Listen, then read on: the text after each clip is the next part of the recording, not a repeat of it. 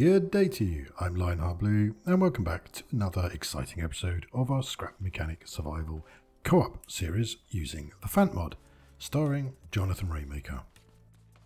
If you do enjoy this video, please make sure you do hit that thumbs up button, as it really does help. And of course, if you're not already subscribed, please make sure you do so and hit that alarm bell so you get notified of future videos. Now that's all out the way, let's get started. So we've beefed up our farm defences with saw blades, but that's not really in the spirit of the Fant mod. There's so much more we could do. So we decided we want to get the unit faces and the mountable spud guns. In the previous episode, we planted and harvested a huge number of bananas. We need a few more, so we decided to start with spuds so we can defend our farm as we grow more produce. Do we have to turn it on? Yeah, I've turned it on. Did you reconnect them all? No, I didn't. The bearings never got disconnected. Oh, there they go. There we go. Oh, it was. Okay. It wasn't timed. That's why. Alright, it's 30 seconds ahead. Okay. So Jonathan goes ahead and dismantles Plankton and starts putting a new vehicle together, which should hopefully operate a little bit better. And I just take stock of what we have grown so far. Bananas and oranges. Yeah, I was going to say, if Yeah. you want to plant anything up, let's go and plant some more, because that defense is pretty good. And in the meantime, I decide to take a little look at the PumpJacks. PumpJack, that's what it's called. So a PumpJack, you place it on any terrain in a fluid source like water, chemicals or oil, and it will supply PumpJack outlets constantly with that type of fluid. Now this means I have a huge task ahead of me of crafting all sorts of items to get it, so other vacuum pumps, teleport pumps, all sorts of stuff, but it's going to be worth it. And now I finally managed to craft the PumpJack. I decide the best place to put it first is in an oil pond. Now I've got to work out where I have to place this now. On terrain in a, I guess like that. On terrain, in some fluid, it's got to hang into it. It's doing something.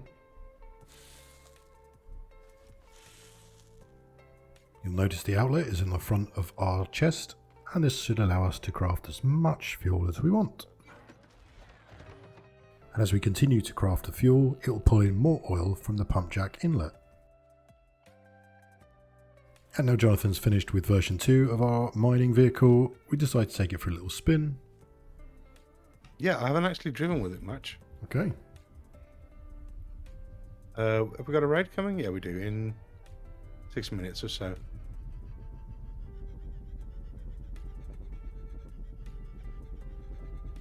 So there we go.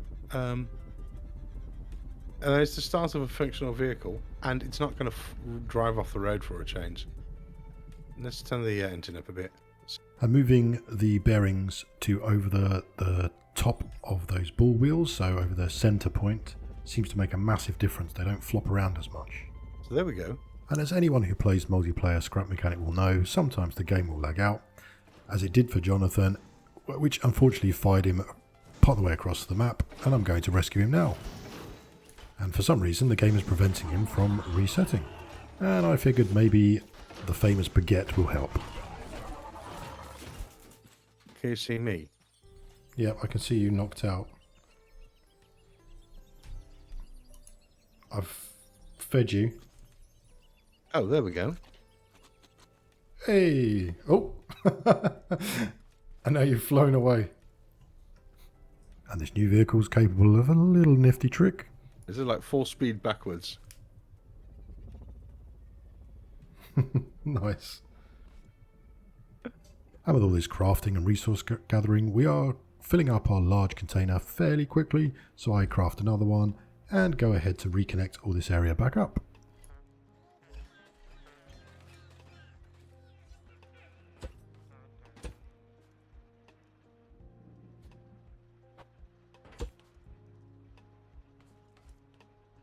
I unfortunately have to dismantle some of my setup over here that collects the milk as it's pushing the woks out the way and we keep losing them. Jonathan's added a lovely flamethrower to the front of our vehicle and we give it a little test, but it doesn't really do much damage to the bots. At least not as much as we hoped. Maybe we're not supposed to be using it on the bots.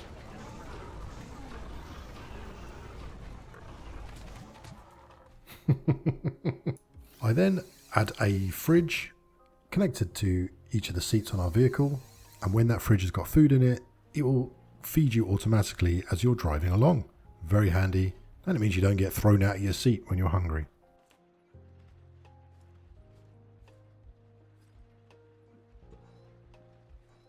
Then we have to visit the packing station with all our produce as always. Setting all the packages up ready to be picked up. And sucking them all into the chest with a pink vacuum pump.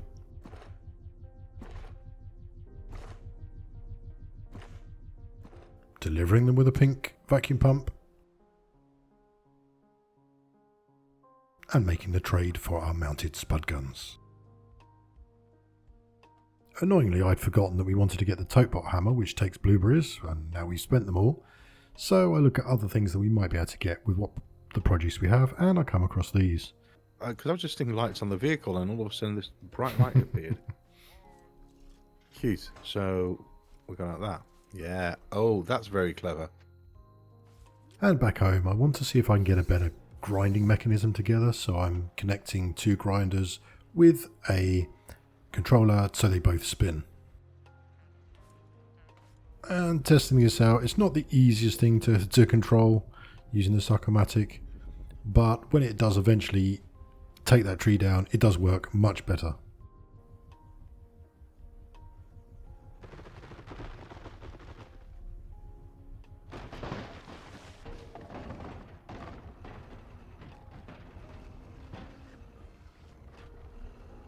Okay, so back to the main purpose of this video. I put together the autogun turrets. I add the unit facer and the laser sight, hook everything up, add batteries, and we're ready. For test purposes, I've got it looking for players. I add the mountable spud gun, which will need to be hooked up to a repeater to keep firing it. And I put together all the other turrets as well. But then it dawns on me that we need the ammo containers as well. So we have to plant more produce, go to the packing station, and then the trader to get those ammo containers.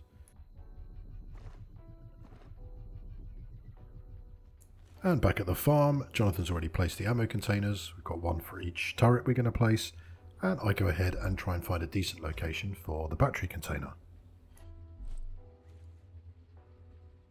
And now it's all about hooking everything together so that the spud guns have ammo and the unit faces have battery power.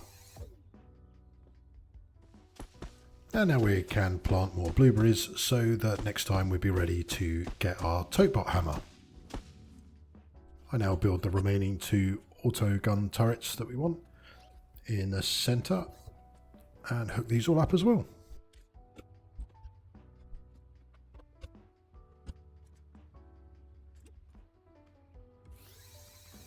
Yeah, this one's correct, as far as I can see. I've just got to connect that up. And if not, we'll find out at midnight. Yeah. And then this one needs... But cool. And for extra protection, Jonathan's added a cage around our farm, but it does make getting in and out a little bit difficult. How does one get out? One does not anymore, apparently. And it's almost time for our first raid to see how our auto turrets do, but I almost miss it because I'm hungry. Apparently I'm starving.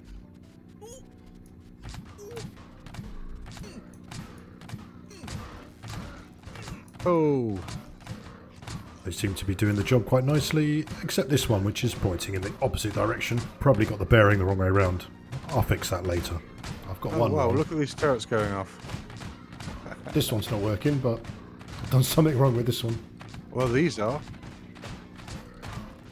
good old chaos here. Right.